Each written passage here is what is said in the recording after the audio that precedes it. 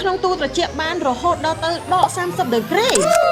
បងស្ដាប់មិនច្រឡំទេរីកស្រាក់អគ្គិសនីអាគុយស្ងួតម៉ាខូបេមួយនេះគឺអាចប្រើប្រាស់បាននៅក្នុងឃ្លាំងត្រជាក់ដែលធន់ទៅនឹងសំណើមហើយនឹងសីតុណ្ហភាពបានដល់ទៅដក30ដឺក្រេ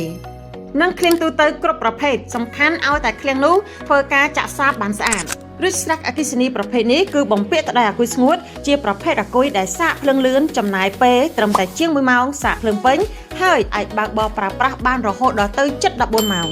ហើយការសាកភ្លើងម្ដងលោកអ្នកចំណាយអស់ប្រហែលខ្ទង់តែ 15,000 រៀលប៉ុណ្ណោះមិនត្រឹមតែជួយសន្សំសំចៃទាំងថវិកានិងពេលវេលាលើកដាក់តំណែងទេឬស្រាក់មួយនេះគឺជួយទៅដល់ម្ចាស់ឃ្លាំងដែលចង់សន្សំសំចៃ save space ដាក់តំណែងឲ្យបានច្រើនជាងមុនពីព្រោះឬស្រាក់នេះត្រូវការ space ក្នុងការបត់បែនខ្ទង់ប្រហែលតែជាង2ម៉ែត្រប៉ុណ្ណោះ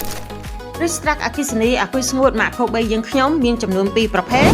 ទទី1គឺជាប្រភេទឈប់បើកដែលជាខ្នាត1តោនកន្លះហើយមានកម្ពស់ដងដល់ទៅ6ម៉ែត្រ